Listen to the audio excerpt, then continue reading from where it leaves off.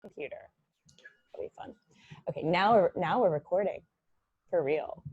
Take 2. Okay, now I'm gonna get you on Facebook.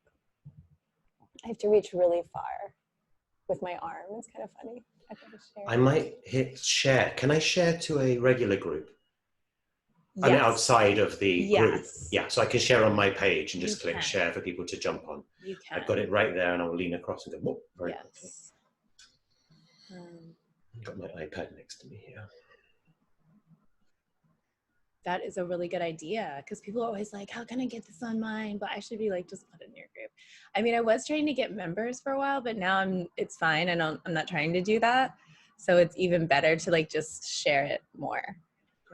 So I love it. I love the idea. I'm going to start encouraging others to do it. Okay, I'm going to type in live. This light is like the police up in my face. Live, like I'm having trauma. Everyone's gonna be like, "Why is she so uncomfortable with him? Like, why is she like feel so traumatized? Exactly. Why is she having a PTSD episode? Exactly. It's my light. It's so dazzling. This is the sacrifice that I make. My interview with Steven.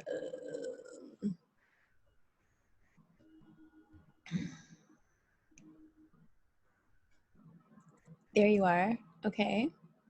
One more time. Sorry, I'm like typing like hunt and pack because I'm in this weird position. That's why it's taking so long. Interview. And I don't want to see them bitch at me for not like filling out one of the things they ask me to. You know, it drives me crazy. Well, I've got a couple of bits of my artwork, the Fembot Oracle. So if it's okay, I'll share my screen just to illustrate a point. Yeah, perfect. And then just very quickly. Lovely. So I've got that on hand. I love this. Zoom's great, isn't it? It is. I'm going to go grab the crystal and then I'm going to press go live. Yeah.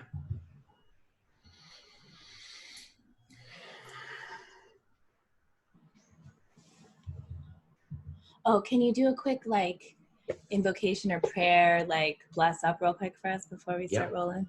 Oh, look at your hair. It's so cute. Ooh, thank you. Oh my God, I love it. It's very youthful. Thank you.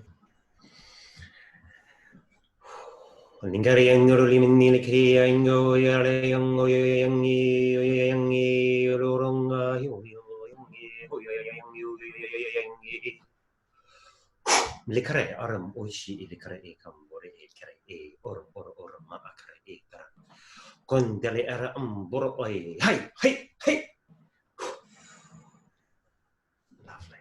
Dang. That was awesome. My body's like, my body's going crazy right now. Okay. I'm so sweating. 1, 2, 3, live. That was so amazing. That's the first time. Hi, welcome. Hi, MDL. Welcome to Stephen Morley. Did I say it correctly? Yeah, that's me. Awesome. So Stephen is a can I say healing channel or no? No. Okay. So he is, right, I think you just told me that, right? You were like, no, I'm going to go into that. I wouldn't say I'm a channel. I'm an artist. I very much am about heart and all the depths we can bring through from our own heart. I like it. So are you saying artist with an H? Hey.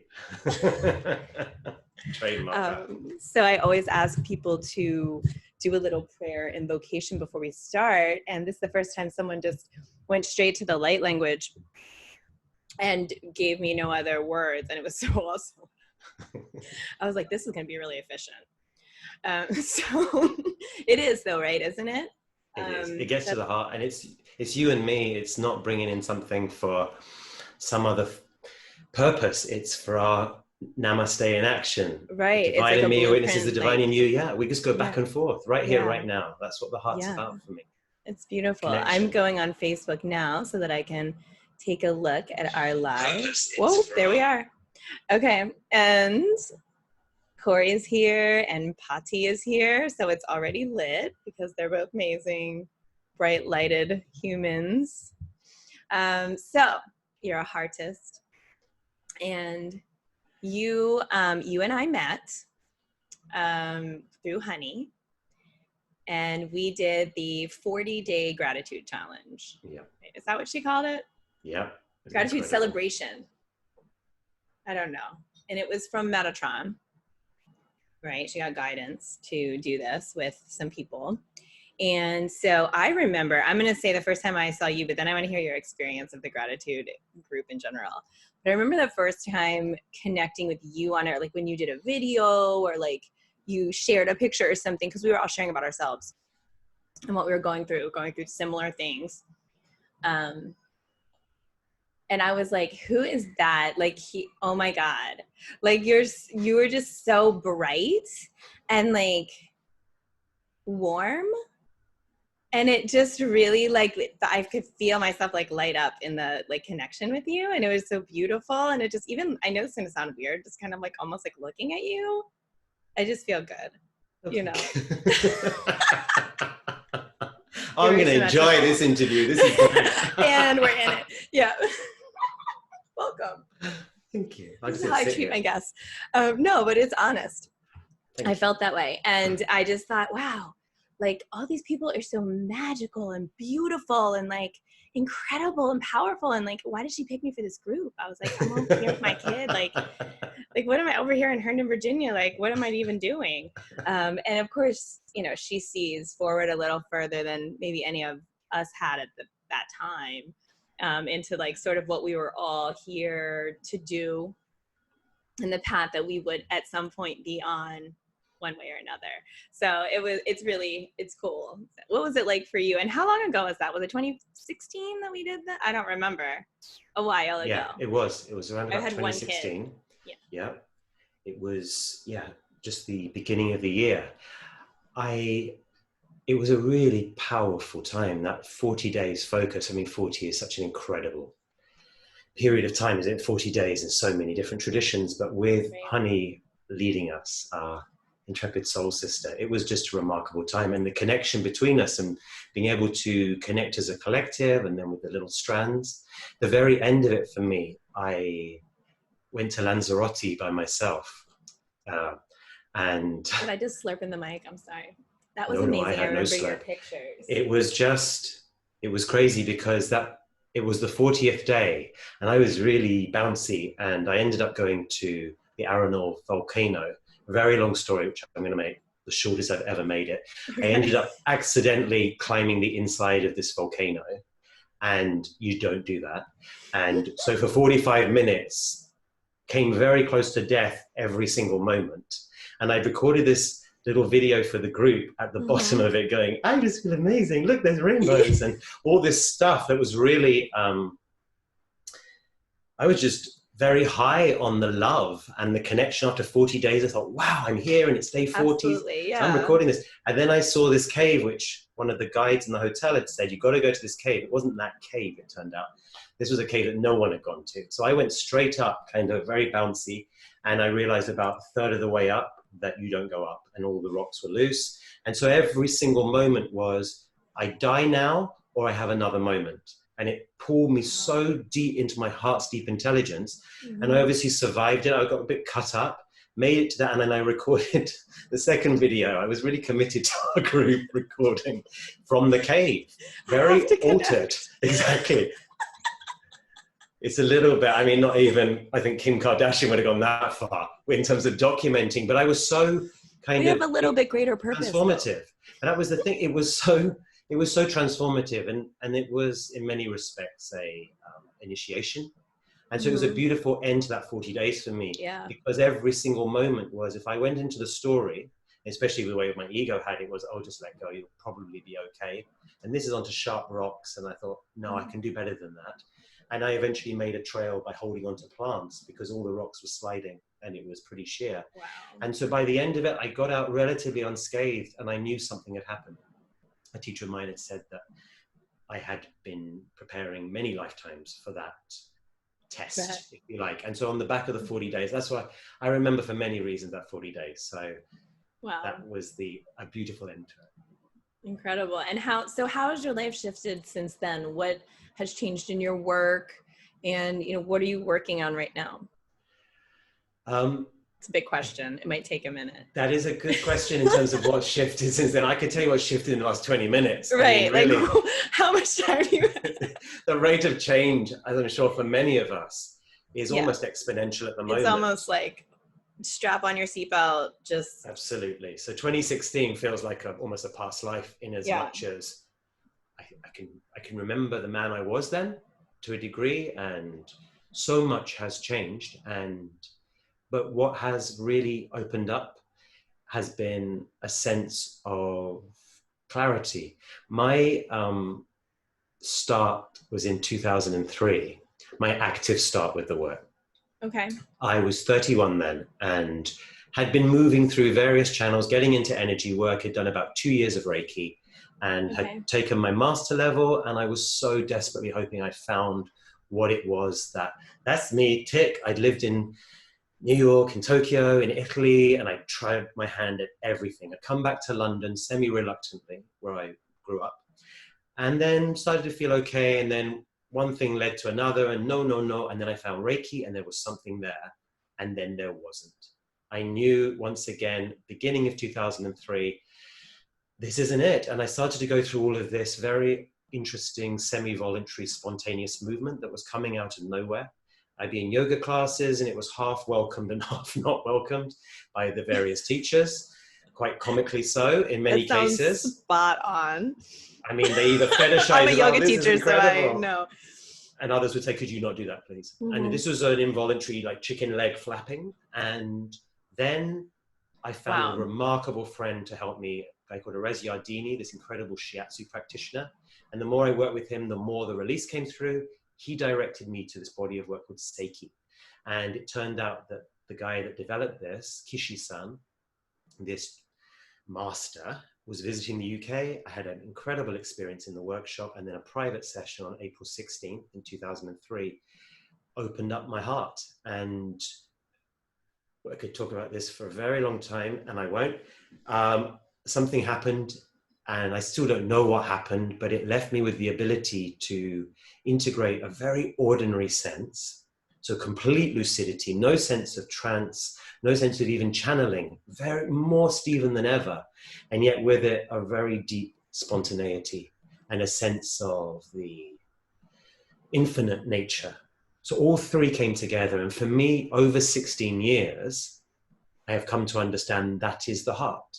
The heart is the integration of these three aspects, whether we call it body, mind, soul, spirit, gross, subtle, causal, structure, spontaneity, stillness. Right. For me, that's what the heart is. It is as much masculine as it is feminine, and its nature is creativity. It's doing nature's creativity, and it has a being nature that rests in stillness. So that integration for me, as an artist, is everything. All of my work is about supporting people to deepen their creativity by living more from heart. So I'm as much interested in supporting those of us spiritual types to lean into their creativity, and also those creative types to lean into their heart, into their spiritual depth. For me, it's the same exact thing. So bringing together these communities that perhaps have felt estranged or even competing. That was my internal experience. For the first 3 years of this opening, this awakening experience with Kishi, I looked at the artistic side of me as so much less than, as this kind of, I got all these abilities and I am working with people and amazing things were happening, but there was such a shaming, which makes sense because my ego didn't want me to go anywhere near me as an artist. That's who I am in my heart. Even when I'm doing client work, and that could be very hands-on client work, sitting face-to-face on Zoom or in person, that's me as an artist showing up, and together we co-create an experience. It is as much a creative experience as if I'm working with paint, with photography, with movement, with performance, anything. It's the same thing. So as an artist, I mean, the word artist is brilliant. You can stick it on pretty much anything. Martial artist, healing arts, culinary arts. So we've got this full spectrum of understanding in so many cultures that the arts are another way of talking about depth, another way of talking about our innate curiosity. Yes. It's like a language in itself, you know? Exactly. And it's one that it can infuse, if we are centered in our heart, every aspect of our life, from gardening to food, to sex, to how we show up with money, to how we show up in relationships, all the way through the fine arts, and then all the way through into the slightly more esoteric arts. And for me, I didn't start off as an artist. I never went to art school. I am self-taught. I found some remarkable teachers along the way. So in that respect, I have received incredible tuition, but I never got formal, if you like, formal qualifications. But I was taken under the wing of a number of people, and so I have been brought into the various collectives from all kinds of walks, from painting to drag. There are a lot of different, if you like, initiations that can take place, almost shamanic in that sense of belonging to a lineage of that particular medium. And a lot of it was through curiosity. I'd always loved photography, which is probably my primary medium, that and painting. And so just, we live in an era where it's very easy to find what I would call the first aspect of our craft, the structural side, that which relates to the discipline. It's an incredible time. We don't have to only be allowed into the hallowed halls of universities that have guarded their secrets. There's so much information out there. And so for me, I think it's one of the most exciting times ever to be able, for us as creative beings, to find that craft awareness, and with that bring our deep spontaneity and that sense of possibility. And so for me, that's everything, Gia, that I live for, that I'm excited by, how I can support people to deepen their creativity. And I do that through my artwork as tools, and I do it through practices I developed over the last 16 years. Yeah, that's amazing. I mean, I keep thinking in my head, I could still make an argument that you're still a healing channel in addition to all that, because all that you're doing is healing. I mean, getting the inspiration, getting the idea, putting your own energy into the artwork, bringing together people that might have been discordant before and showing them oneness. I mean, that's healing. Yeah, and me, that's art. You know, it's the same thing for me. Art and healing are the same thing. Of course. I think, and music. Yeah, all of it. You know what I mean? Like, I remember in yoga teacher training 2003 or 4. I should know that. 2004, I think.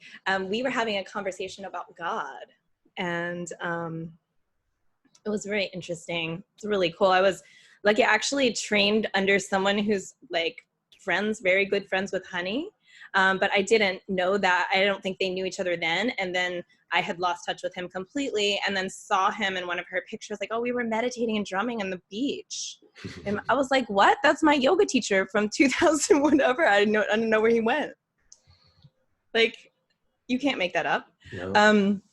Crazy. But anyway, I digress. And the idea was, we were talking about what is God, what is vibration, what is oneness, what is love, kind of a lot of the things that you're talking about. And I remember saying, so couldn't I say that like music is God? And they were like, well, yeah. I was like, right. Like, and like, it couldn't movement be, or it couldn't art be, and I remember having this idea, like, it's all frequency, it's all oneness, it's all an expression of this one thing, and like some of these ways are like the purest expressions of it, the ways that you're, when you embody it, like through yourself in joy, like I think that has to come in, right, with the creative flow. I want to say hi to all the people on here. I want to see what they're saying. Honey's saying hi to us. She's driving to the airport. Hi, Phil. Hi, Ashley. Hey, Mariam Sartori's on here from Gratitude Group. So for a special shout out. Hey, Ashley, Phil, Mariam. Hey. Hi, Sarah. Hi, Silk. Silk, I called you Chris Silk. That's funny. Hey, Silk. Do people call you that? I haven't met you in person. I'm curious to know. Anyway, so tell me about the Fembot Oracle, please. Tell me more. So what you just said is so resonant. For me, and this is at the heart of the Fembot Oracle, the space that any artist creates from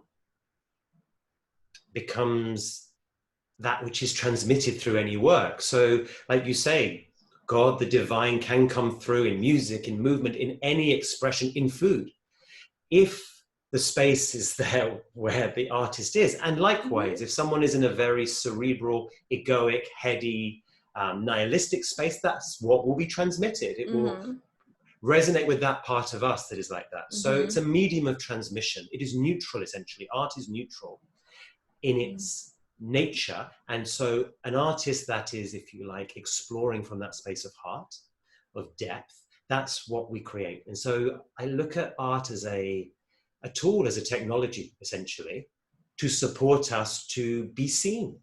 And so over the years, that has evolved for me. And so like any artist, I find certain themes or motifs or mediums that I get excited by, and my heart's very loud. It basically says this, that. I mean, the heart to me is not some sentimental, cliched voice that only talks in nice, soft focus cliches. It's a very clear voice. It is part body mind for me. So therefore it speaks my language. It is my voice. It's very clear. It is practical. It's pragmatic. And so I woke up from a deep sleep, February 2017, and I wasn't quite awake. So I was in that beautiful space between sleeping and waking. And I lay in bed and my heart spoke for about 90 minutes. And it was very pragmatic, and it described this model using 78 archetypes, which of course we're all familiar with the various modalities, whether it's tarot or other oracle decks, or many traditions have used the 78 archetypes, the 22 major archetypes, the 56 minor archetypes. And through that, I found a way to be able to explore my understanding of heart, the three-aspect nature of it. And it all just came through. And I listened. I just lay in bed listening like a kid. And what was quite remarkable was I actually got up and I wrote it down rather than going, oh, that's nice, and getting on with the day. And in fact, I was so connected to what I had heard that I stopped all other work, including all income generating work. And I found some good 0% credit cards to finance myself. And for 9 months, I worked 7 days a week, creating the 78 images and then the 78 texts. And in that process, I know most artists and most teachers say you teach what you need to learn. And as artists, we create our own medicine. We create our own nourishment. And I know that the Fembot Oracle, I see them as my kids, 78 kids. And they every day nourish and teach me at the highest level. I work with them with my clients. So I do sessions with people. In many respects, it's the kind of opposite of tarot, or how tarot is generally used, where someone, regardless of where they are tuning into, you have some remarkably talented beings that work with it, that are coming from a heart space and so connected. But in my experience, many tarot readers, if they are authentic in that sense, are connecting to an egoic field. And that can be useful. I've had that conversation with people before. It's hard not to with tarot sometimes. But that's the thing, and it can be useful if that's explicit. But if it's not explicit, and they go, oh my God, how did they know that about me? It's like, they're just reading your egoic field. That doesn't mean it's true. They just mean that's where you're at with fear. So for me, the oracle decks and many other oracle decks are about pointing you back to your own heart, to your own deep intelligence. And so for me, if I did a session with someone, it would be guiding them to create their own notes, their own experience, to help them to bear witness to what they experience when they see the image, when they hear the text, and to help condense and shape answers of their own in their own words. But for me, as I knew to create the Fembot Oracle, I just got on with it each day. If I'd known the task ahead of me on day one, it would have lasted 2 days. There wouldn't have been 78 of them, there would have been 3 of them. And I would have very happily gone, that's fine, and stuck it on Instagram and been done. But instead, by about number 40 in the 78, that's when I realized what I'd undertaken. But by that point, the big birth had begun, and there was no... How long did it take in total? 9 months, seriously. I'm not even kidding. It was 9 months of like 24/7, basically. 24/7, 9 months. And then it took actually 1.5 years to write the 20-page intro, which was actually a lot harder because I had to let go of everything. I had to let go of all my stories about what it all meant, what my life meant actually in terms of all the narrative of trying to understand.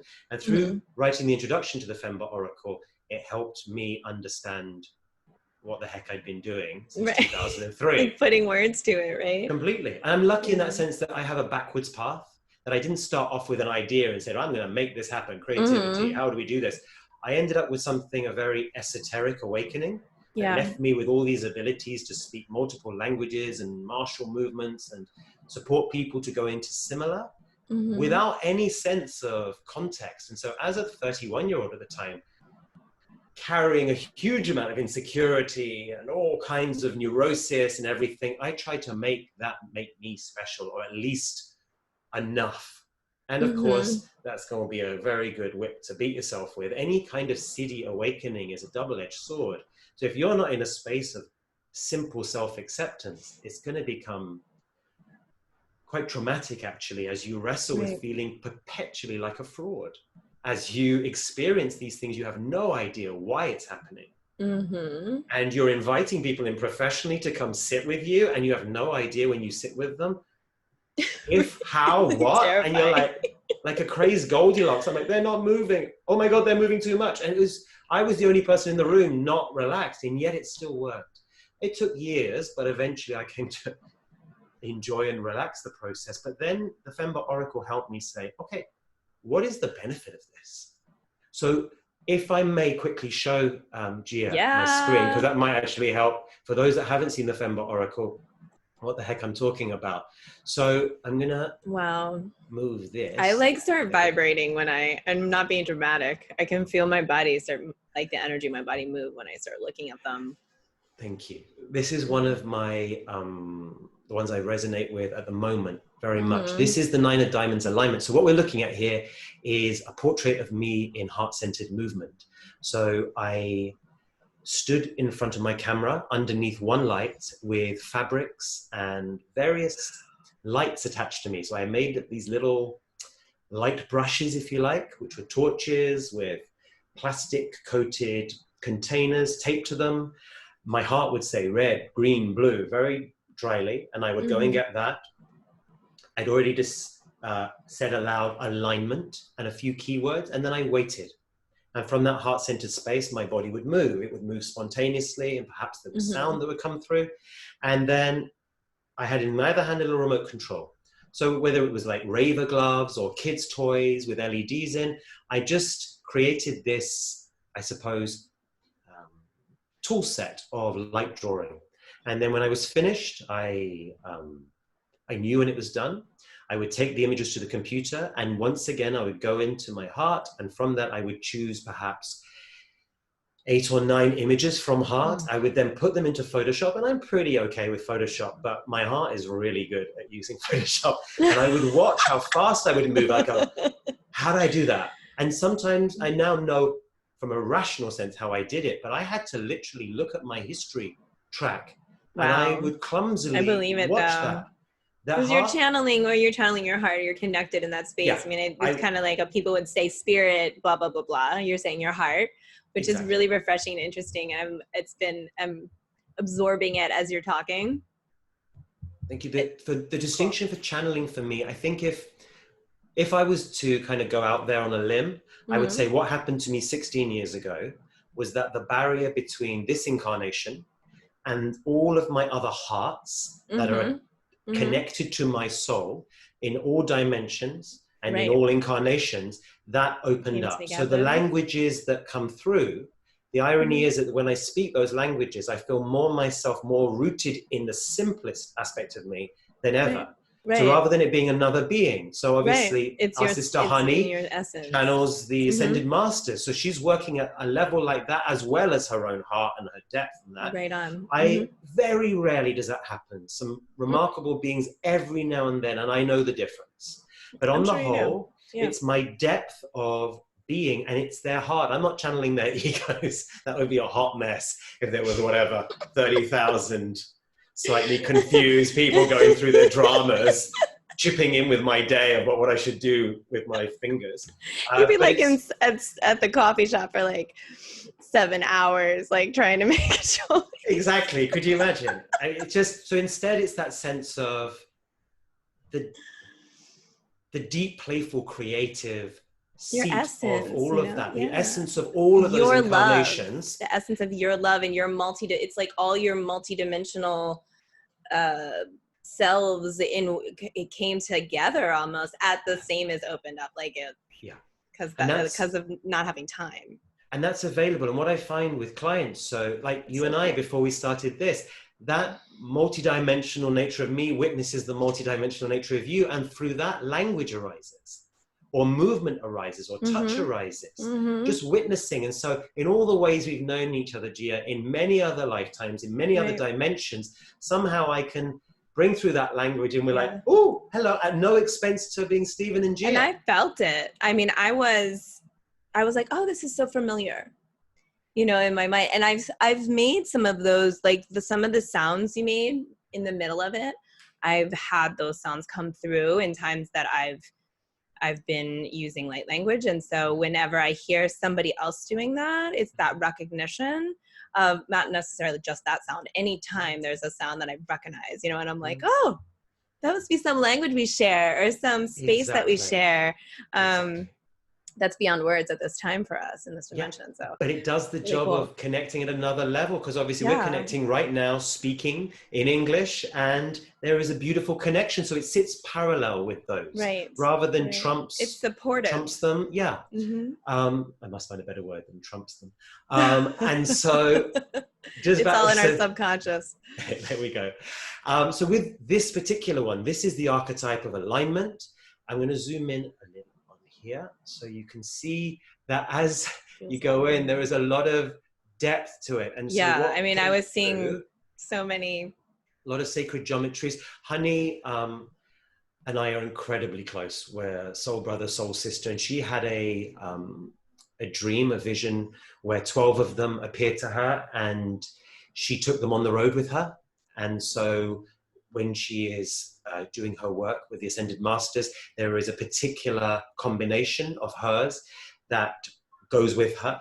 And so a number of people in the group, I remember Ashley, actually, who I know very well, who is with us now live. She had an experience with one of them. And so it's just it's very interesting that some people have come to see them. They've entered into the collective field, the different fembots, before they see them, say, on a website. So they have their own life. I wouldn't go as far as saying that they are beings. I think they are expressions of deep intelligence. So they enter into the archetypal realm, the mythological realm, rather than being autonomous beings that are imbued with soul and spirit, but they work at a level well beyond my comprehension. It was interesting when you said, you know, I don't channel their egos or something like that. Like you were referring to the Fembot, right? No, to my other your other multidimensional being. Yeah, my other incarnations. So me as some Aztec slave girl, or me as some Zen master. No, I'm not dealing with their challenges for the day. Oh, thank God. That would be even worse. Yeah. Can you imagine? So at least the Fembots would be like doing good things, even though it'd be confusing and overwhelming. Exactly. But I was thinking they probably don't have ego, you know, like a fairy would or something. No, I don't see them as being beings in the way I see a fairy as being a being, but I have a narrative that one day will come to light. This entire mythology, a lot of people ask me, I'm going to come back so I can see you again. Okay. A lot of people ask me, why fembots? What does it even mean? And so for me, the fembot narrative, it chose me. I didn't choose it. It chose me about 4 years before I created the Fembot Oracle.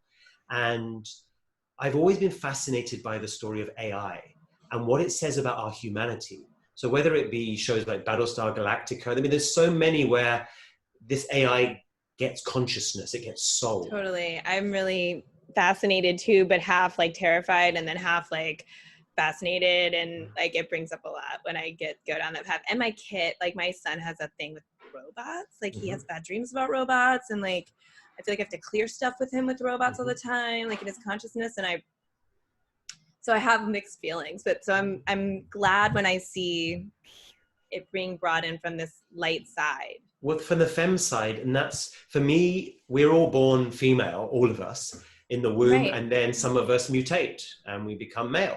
So the origin story for the fembots is that they're all female in origin. So that's why they are femme and the bot is robot. I felt to call it her when I commented. All of them are her, yeah. Yeah. Even the emperor, the magician, all the mask archetypes, because there's as many mask archetypes as there are femme, but in my narrative of them, the mythology of them, they are full shapeshifters. There's no attachment to gender, yet they are essentially all female in their complete fluidity. But and in my narrative, they were created by Da Vinci in the 15th century. They are seventh dimensional beings. They are here to support humanity. So this is a narrative. Is the topic of the week, I swear to God. There we go. It's coming up. Okay. And I'll write, there's a novel in the works for them and potentially an opera. And I've got people that want to collaborate to create dance pieces around them. So they're in good time, once I finish the second version of the book, which will then get taken to publishers. I know there is a whole fembot world, a narrative that can be used both for children and for adults. I currently have the first version available to everyone for free. So anyone who hasn't seen it, if they go to the fembotoracle.com and go scroll down a tiny bit, click that big banner, they don't even have to put their email in, and all 78 images and all 78 texts have been made freely available. I want this in the world for purely selfish reasons. I have questions. Can I work with this like in sessions? You can absolutely. Like as if it was my Oracle deck, but I just do it online or something, or absolutely, completely. It's an online. That's amazing. It's an ebook, and there will be next year, because I know I've been guided to hold back on getting it to a publisher, because many people have asked me, because the first version is a working version with all the text, but I knew there was more to come through for the text. It's probably going to be a living work that will, up until 126, be rewritten, 100 versions of it. So I know that it's a living work. The images will remain the same. I know that from my heart. They won't change, but the texts are evolving. So next year will be where you'll be able to buy them as a physical deck. That was my next question. I have my own deck, which I use with clients. But it's Is there like a wait list or? For the deck itself? For the in-person work, I work with people on Zoom, and I work with people in person with the deck. But to be honest, I find it's just as effective going to page 19 in the book where there is a grid, going quiet and letting the eye go to those cards. Okay. So it's one card, those oracles. So if you put your email address in on the website, then it creates a link to 5 protocol videos. So all the different ways you could use it currently. So it's all there for free. And like I said, it's purely selfish. I want to live in a world where people live more from heart. I want to live in a world where people are kinder to each other from that place of authenticity. So I want, almost all of my work is out there for free on stephenmorley.com.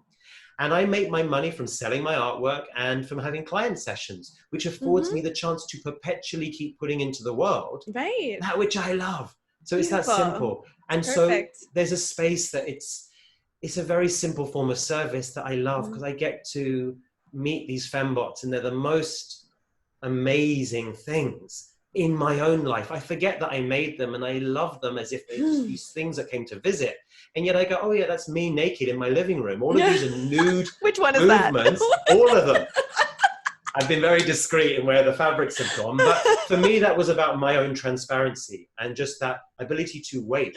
And Honey said she's first on the list. She just butted in front of me, but I guess it's only fair. Oh, some people will be getting their free copies for sure. You will know who you are.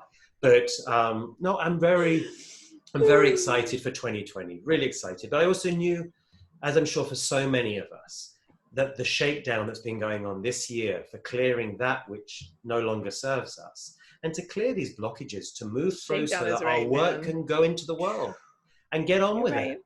Get on with it. And that's the thing. Let's go. Hashtag let's go. Absolutely. And so for me, the fembots are ready to go out there. But for the last 2 years, they have been out there in a much smaller circle. Yeah. And yet, nonetheless, with people like Honey putting them out there and promoting them, they've been growing at a rate that I think I could handle. And now I'm ready to, as their mother, father, to stand next to them, because they are strong. And I'm mummy daddy here. Yes. And it was beautiful. I got 78 kids, and I still look good for it, for 78. And it was amazing. And so let me just very quickly show you show us more. I just show you the 78. Have you had a show?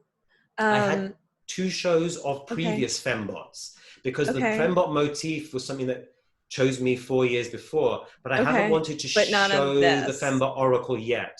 And have you ever sold like a painting or a regeneration of the photo? It's a photograph, right? Yeah, I sold loads of those. Yeah. Large form in like I could put in my house or something. Okay. Absolutely. So anyone that wants to, that's I'm so going to do a very special deal. I'll tell you about it at the end for all of your viewers. But all of them are available as unlimited edition prints. I didn't want to make this a limited edition where only a few people could have it. Right. That's not the idea. That's whether not the they're spirit. Printed small or huge. Exactly. Can you imagine? Yeah, sorry, you can't have love. No, we're trying to break that old matrix, not add to it, right? And so they're either printed on, I've had different clients print them as groups where they've chosen 9 for themselves. We've done that together. What I also do, which is really exciting, is I do, in the similar style, portraits of people. So I'll work with them and they will go, so they'll have their own essentially Fembot portrait. Oh my God, I want that really bad. It is just amazing because it's them in their deep intelligence, their heart movement that I'm supporting them to move into. So if you're ever in London, Gia, I was going to say, I think I could write it off if I came, because like I do this now, right? Speaking of Matrix. There you go. Speaking of the Matrix. But this is one of the things I'm most excited by. And for 2020, that's a deep offering. So I've done about 8 of these portraits, including for families, for kids and parents together. Yeah, that's what I want. Singularly done the movement, and then I've integrated them as a one portrait or multiple portraits. You could do like one for each and then one all together. Exactly. And it's a beautiful way of seeing that side of yourself in beautiful form.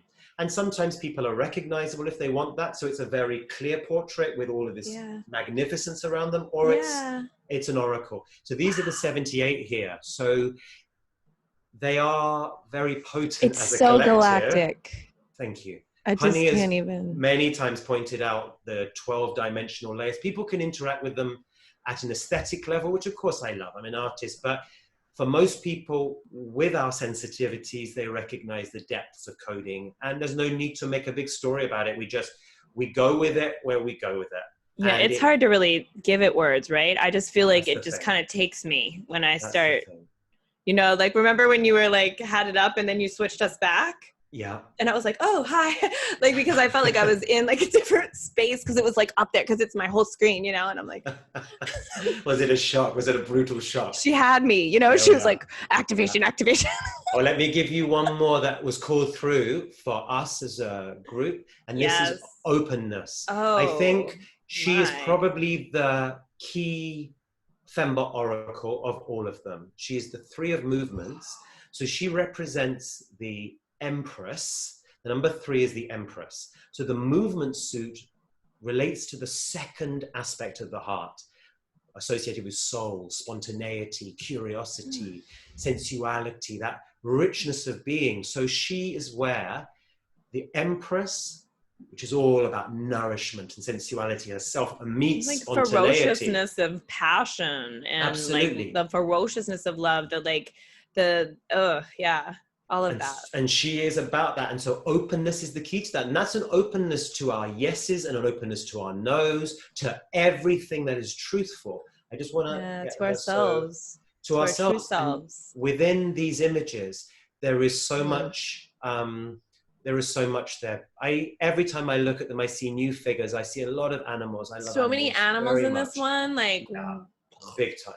Yeah. And so for me, they are there. And the beautiful thing is, for anyone that wants to experience them, it's one click on the fembotoracle.com. All 78 are there on the screen. Wow. And you do one click, you got it on your phone, you got it on your computer, however you want it.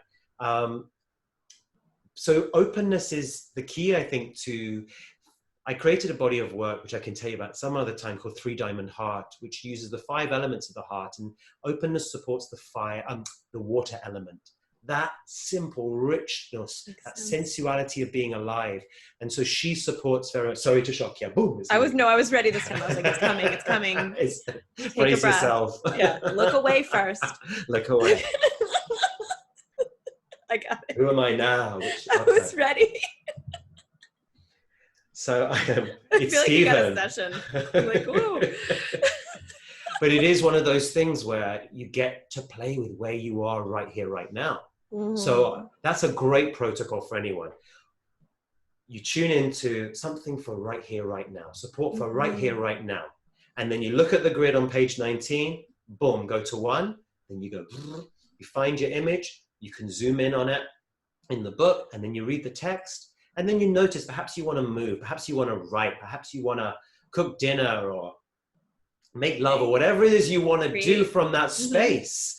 You create, you connect, and create is such an intimidating word, but all it is it means doing from heart. It's all we do, though. It's all Exactly. we do. It's heart-centered movement, and art is the capture of that movement. That's all it is. We're Whether constantly it be with co-creating, you know? I mean, if people want to be afraid of it, you know, I don't know what Honey's saying, but, she said, I'm about to take off.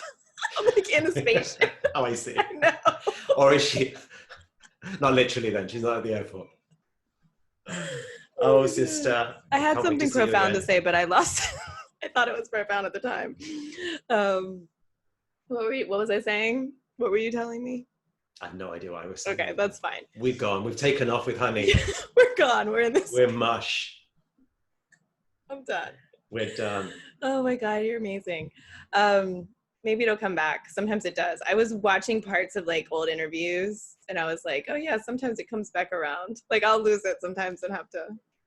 If I'm not having at least 7 strands going in any conversation, it's not a conversation. Why are we even living then? Exactly. But, like, I'll get back to boring. a couple of them. Exactly. I go around the lake. I come back eventually to where I need to go, but I'm going on a long trip on any conversation. I know. But that's the Fembot Oracle for you. So it's from my heart. It's a living work. And I'm really excited. And I'm excited as well to play with the narrative. I'm excited. And I'm like, I want all the goodness. There's a lovely narrative around this one Fembot, Fembot 13. She's model number 13. That's my number. My birthday is the 13th. Me too. What? Yeah, What, you're Virgo, I bet, right? September, yeah. Yeah. October. Oh, look at us. September, October, Libra, Virgo. Done. So, the beauty and the beauty. There we go. Have we lost all viewers at this point? And we have 0 watchers. It's too much. So we, this playfulness around Fembot 13, that she is all 78 of them.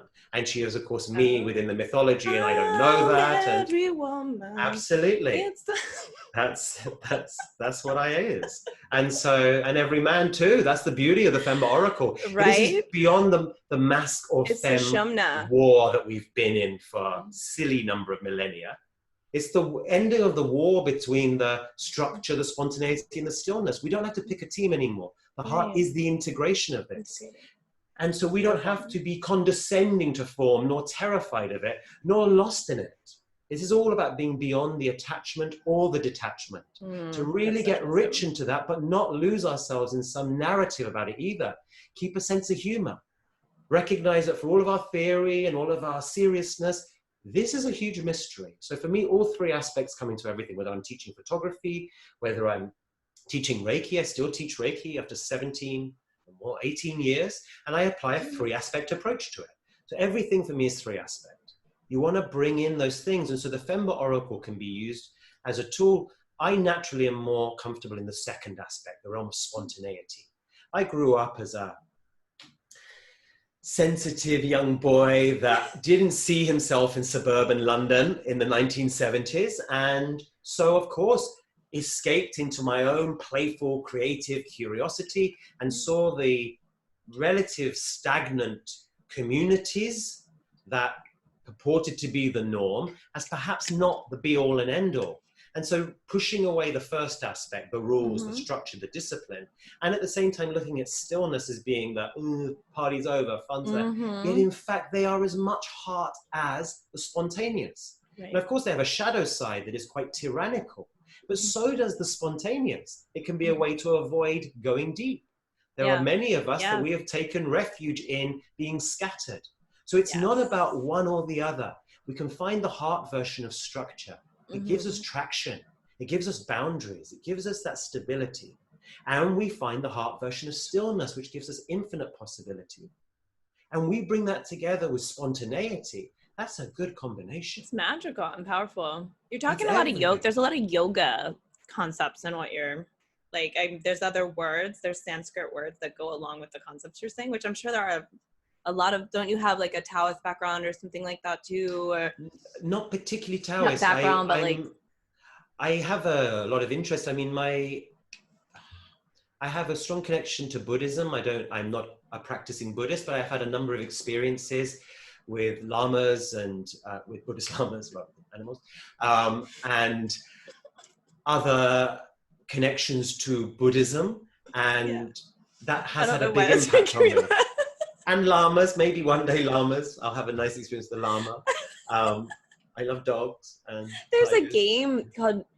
There's a Monopoly that's like unicorns and llamas. I saw it yesterday and I was about to buy it for Willow and then I was like, I don't know. That's too much. You've gone too far. I know you guys are all crazy here, but that's too much. I'll be sending that to you shortly. What's this? I just think there's just so much to play with, you know? And at the same time, it's at no expense to the mystery or the groundedness.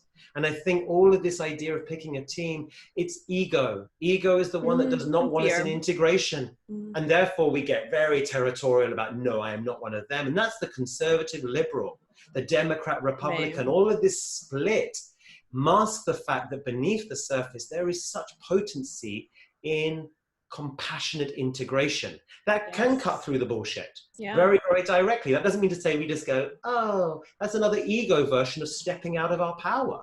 Right. Because we've now adopted this nice persona. It's like heart has as much incredible lethality to it as it does unconditional love.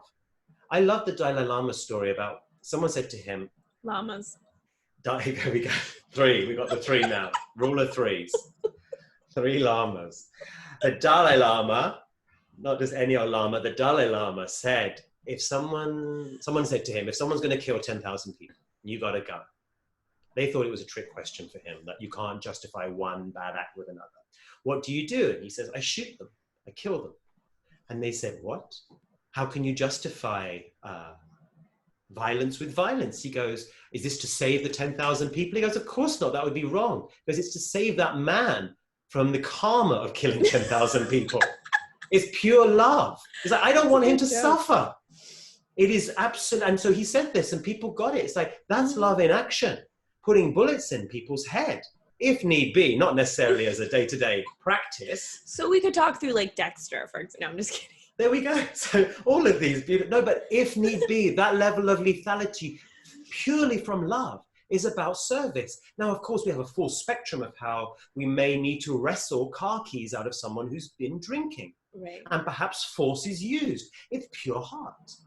Right. We're not looking at heart as this sentimental, just wash all over me. That's the egoic version. Right.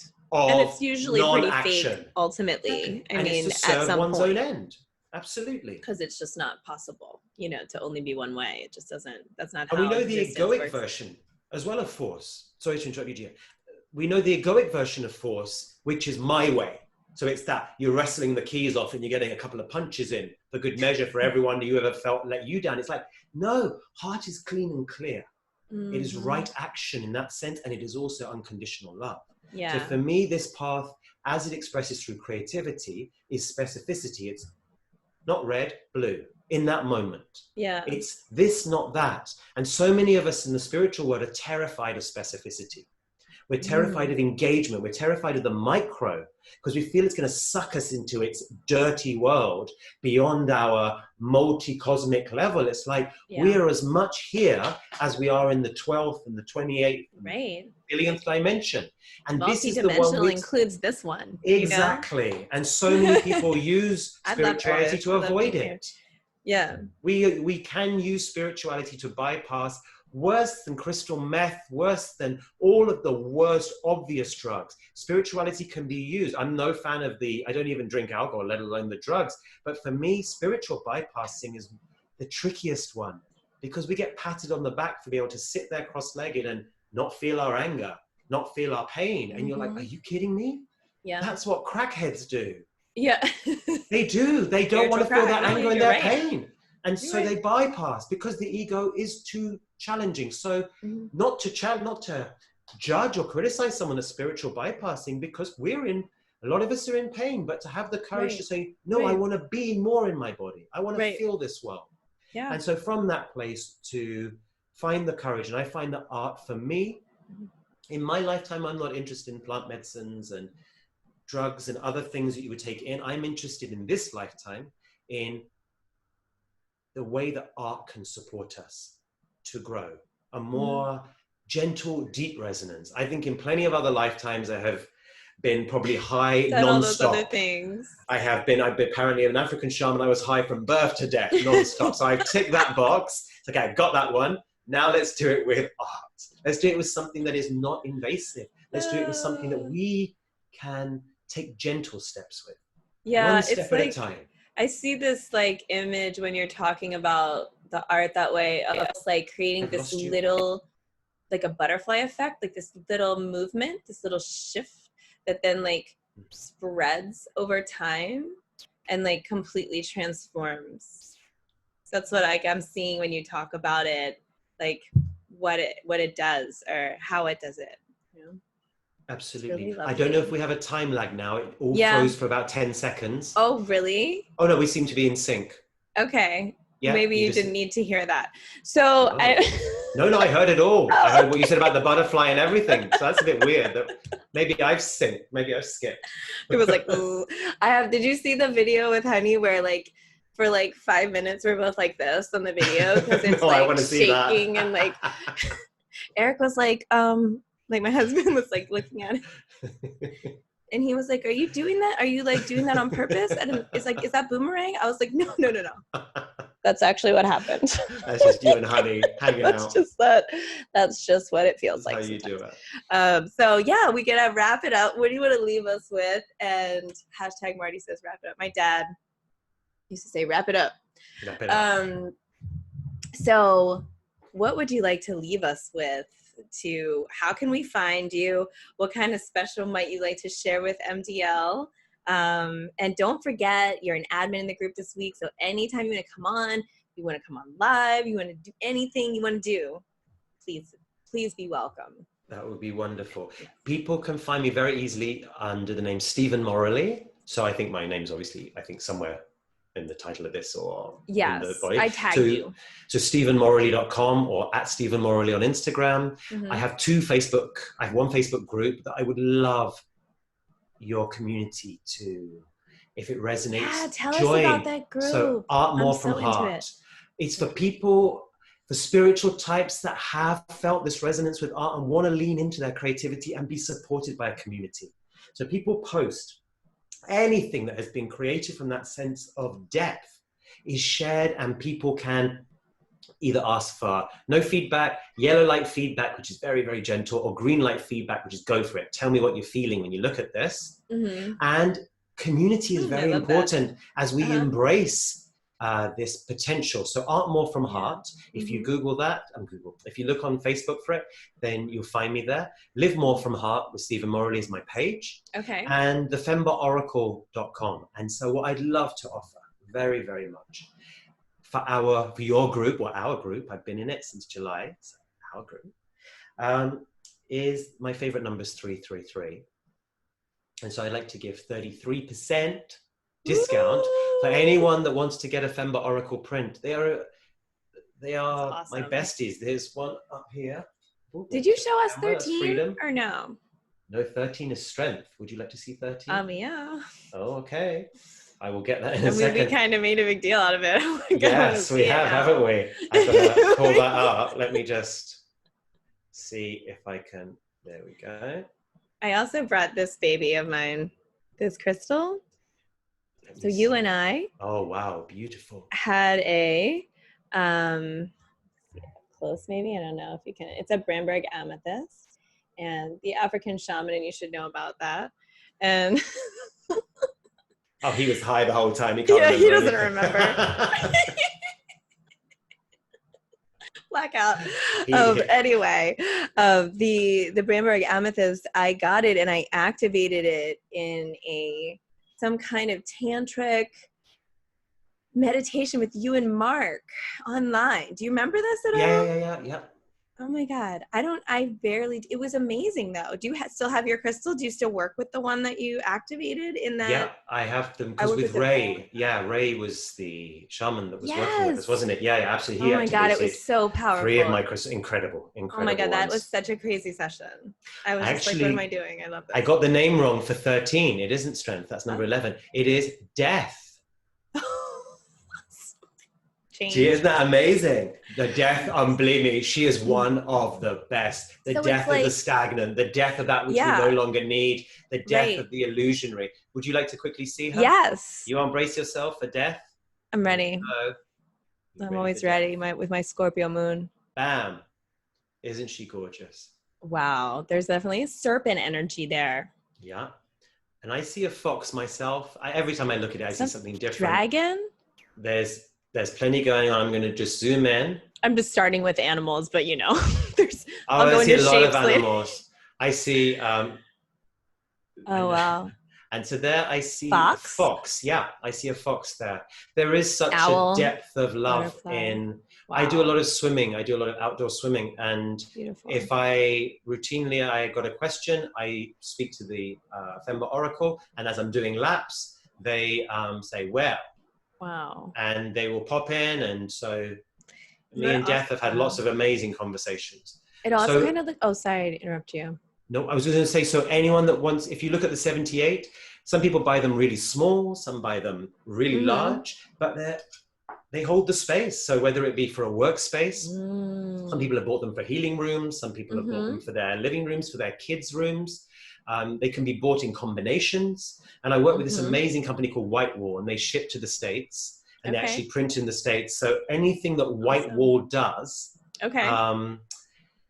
which is printing on all kinds of really cool things, on like aluminium dye bonds so they can float off the wall or matte, and they frame everything. So anything is available through that. And I do a very transparent markup in terms of the price markup. It's very transparent. So whatever they charge, I charge a certain percentage more. And I'm going to give our group 33% between now and the end of the year. So that's awesome. Anyone that wants anything there, then they just direct message me. And I will let them know, so they can have it printed in any which way. Wish list. And also if they want to do sessions as well, 33% discount as well, direct message me for that, and we can do those on Zoom with the Fembot Oracle. Fembot Oracle is amazing for asking the question, what is the best way to move forward with, in my exploration of, boom. So it's about the best way to explore something, the best way to move forward in that. And we work together for an hour and a half. So anything that you want your heart to be able to clearly tell you, we do that. So 33% for our group until the end of the year. So until New Year's Day. And that can be taken at any point, the session next year. It doesn't have to be done this year, but if you book it in, then it can be taken next year. Okay, thank you so much. It's very generous. I'm really excited. I think your offerings are amazing. I can't wait to go just take a spin and see which ones want to connect.